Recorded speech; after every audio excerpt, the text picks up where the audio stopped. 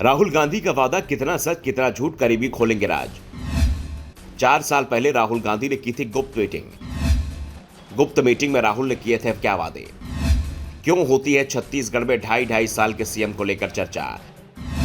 Secret meeting का राज क्यों छिपाने को मजबूर है कांग्रेस नेता राजनीति में राहुल गांधी की नई छवि को गढ़ रहे हैं। राहुल गांधी जो कहते हैं वो करते हैं, और जो करते हैं वो खुलेआम करते हैं। दोस्ती हो या दुश्मनी, वादा हो या दावा, राहुल अपनी जुबान से पीछे नहीं हटते हैं। सामने वाला भले ही अपनी बात से पीछे हट जाए, लेकिन राहुल गांधी ने जो बोल दिया उसे पूरा करके ही रहते हैं। मोदी सर ने मानहानि के मामले में राहुल गांधी अगर माफी मांग लेते तो उन्हें 1 दिन की सजा भी नहीं होती, लेकिन राहुल ने साफ कर दिया कि वो ना तो अपना बयान वापस लेंगे और ना ही माफी मांगेंगे। लेकिन अब राहुल गांधी को लेकर बड़ा खुलासा होने वाला है, और यह खुलासा भी विपक्षी दल के नेता की ओर से नहीं होगा, बल्कि कांग्रेस के नेता की ओर से होगा, जो अभी भी कांग्रेस की सरकार में मंत्री हैं। जी हां, छत्तीसगढ़ सरकार में स्वास्थ्य मंत्री टीएस सिंहदेव आजकल नाराज चल रहे हैं। उनकी नाराजगी सीएम भूपेश बघेल से नहीं है, बल्कि नाराजगी हाईकमान से है। वैसे अपनी नाराजगी का वो प्रदर्शन नहीं करते हैं, खुद को पार्टी का अनुशासित सिपाही बताते हैं, लेकिन अब वो मुख्यमंत्री बनने की इच्छा जता रहे हैं। इससे पहले भी उन्होंने कई बार मुख्यमंत्री बनने की बात कही थी, और अब सिंहदेव वो राज भी बताने को तैयार दिख रहे हैं जो उन्होंने अपने दिल में 4.5 साल से छिपा रखा है। वो राज है उस मीटिंग का जो राहुल गांधी के साथ हुई थी।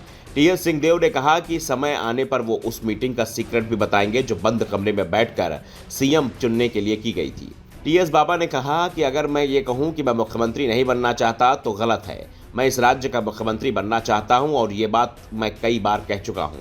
लेकिन उन्होंने ये भी बता दिया कि अभी जो परिस्थिति बनी हुई है, मैं खुद भी नहीं जानता कि मैं सीएम कब बनूंगा। मैंने राजनीति में आने के लिए कभी नहीं सोचा था, लेकिन राजनीति में आया, विधायक भी बना, नेता प्रतिपक्ष भी रहा, सीएम के लिए नाम भी आगे चल पड़ा, और एक समय तो लगा जैसे मेरे नाम पर सहमति भी बन गई है। सिंहदेव ने कहा कि कांग्रेस को 2018 में बहुमत मिला था, 3/4 बहुमत हमारे साथ था। उस समय सीएम पद के लिए 4 दावेदार थे। 4 लोगों को मीटिंग के लिए दिल्ली बुलाया गया था, लेकिन बाद में दौड़ में 2 लोग बचे थे, एक टीएस सिंहदेव और दूसरे भूपेश बघेल।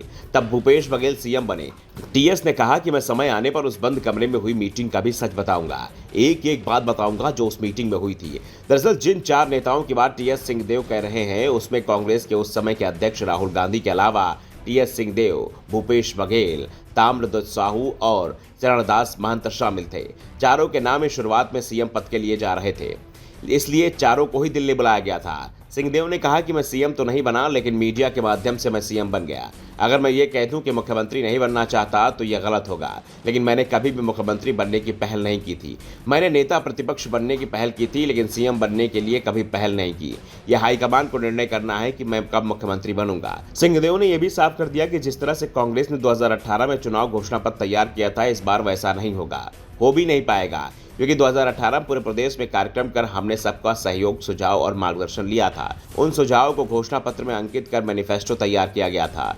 उस तरह का काम करने का समय नहीं बचा है। उस तरह से घूमकर घोषणा पत्र में काम करने का वक्त अब निकल चुका है। अब तो सरकार के कामकाज के हिसाब से आगे क्या करना है, उसका असर घोषणा पत्र में दिखाई देगा। Bureau report, the such India.